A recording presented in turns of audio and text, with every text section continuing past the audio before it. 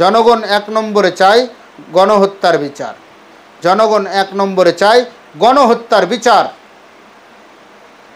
2 নম্বরে চায় অন্ন, বস্ত্র, চিকিৎসা, শিক্ষা, 4টি মৌলিক অধিকার। এই 4টি মৌলিক অধিকার যেন জনগণ ঠিক মতন পায়, প্রত্যেকটা জনগণ।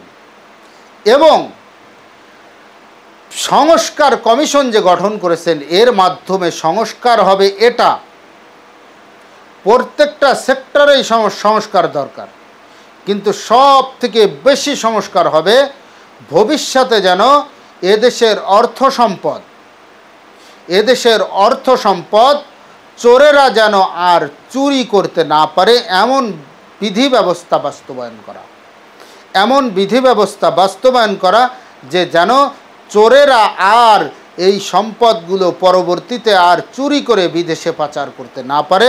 দেশের উন্নয়নের কাজে যেন দেশ ও জনগণের প্রত্যেকটি নাগরিকের অর্থ এবং শ্রম প্রত্যেকটি জিনিস যেন দেশ উন্নয়নের কাজে লাগে, এই সংস্কারগুলো আপনারা করবেন।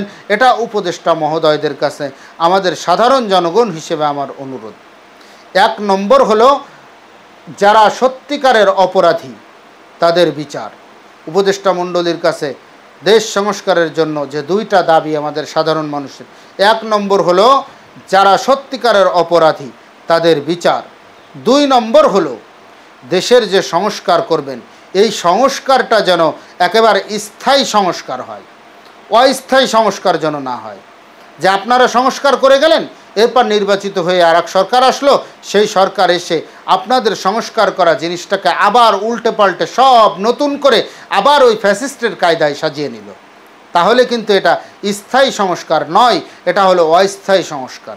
এটা স্থায়ী সংস্কার এমনভাবে করতে হবে, এবং সেটা দল মত নির্বিশেষে সকলের মতামত নিয়ে এই সংস্কারটা হবে। এই সংস্কারটা নিজের গায়ের জুত হবে না, গায়ের ইচ্ছা মতন হবে না, গায়ের জোরে হবে না।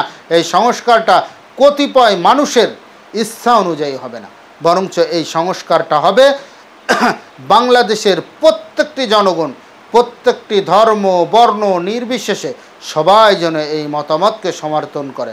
হ্যাঁ, এর ভিতরে হয়তো কেউ কোনো জাতিগোষ্ঠী সমর্থন করবে না, কারণ তাদের খাওয়া বন্ধ হয়ে যাবে, তাদের ইনকাম বন্ধ হয়ে যাবে, এর জন্য হয়তো সমর্থন করবে না। ওই বিচ্ছিন্ন 2-1 জনের বিরোধিতায় ওটা কিছু যায় আসে না, কিন্তু বাস্তবিক পক্ষে স্থায়ী সংস্কার এই 2টা জিনিসেরই জনগণ চায়। 1 নম্বরে হলো যারা সত্যিকারের অপরাধী তাদের বিচার, এবং 2 নম্বরে হলো জনগণের যে সত্যিকারের মৌলিক 4টি অধিকার, অন্ন, বস্ত্র, শিক্ষা, চিকিৎসা, এই 4টি মৌলিক অধিকার যেন জনগণ সঠিকভাবে পায়, এর একটা স্থায়ী সংস্কার করা, এটা জনগণ চায়।